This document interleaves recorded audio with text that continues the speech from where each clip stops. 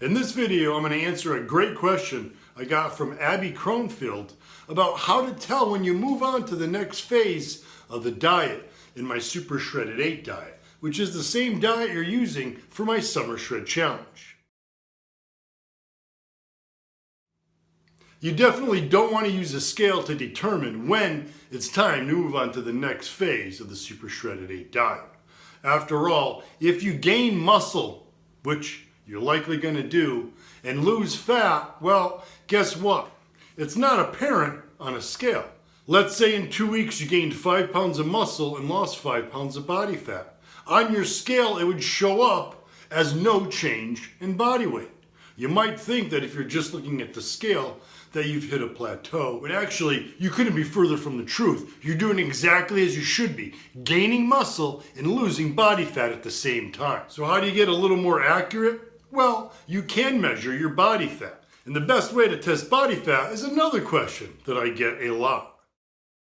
You have to be cautious as to what method you use. Now, bioelectrical impedance, which includes those scales you step on,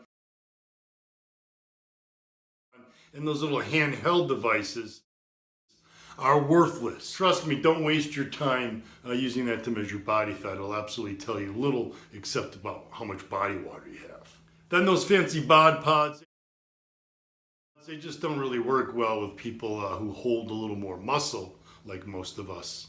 That leads skin fold testing, underwater weighing, and DEXA scan. Now, the DEXA scan is the gold standard. However, it's very difficult to find a place that has one of these units. And even if you do, it's fairly expensive. But they're available. Some universities offer testing to the public, and some hospitals as well. But again, it's typically the toughest route to go and the most expensive, but by far the most accurate. Now, after DEXA, most people would say that underwater weighing is the most accurate. However, that's really arguable between skin fold testing by a trained technician who really knows what they're doing using a 7-site skin fold test or underwater weighing. The problem with the underwater weighing is it's tough for people to get all the air out of their lungs. If you don't get all the air out of your lungs, you don't get an accurate reading. So there's an error there in the subject's ability to exhale all their air. With the skin fold, the error lies in the technicians. If you have a trained technician who's done thousands of skin folds, you can get a very accurate skin fold read. Now, if none of these are an option, the easiest way is the mirror, guys. Check out the mirror. The mirror doesn't lie. Do you look leaner? Do you look more muscular? And how about your clothes? Are your pants fitting a bit looser around the waist, but maybe a bit tighter in the legs? That's a good thing. Are your shirts baggy around the waist, but tighter in the shoulders and the arms? It's another good indication that you're losing body fat while building muscle. So don't rely on the scale. Sure, you can check the scale now and then to see what the progress is there. But again, the real truth is in the mirror. In fact, one of my previous challenge winners lost almost no body weight because they literally gained as much muscle as they lost in body fat through the entire program. So pay a little mind to that scale.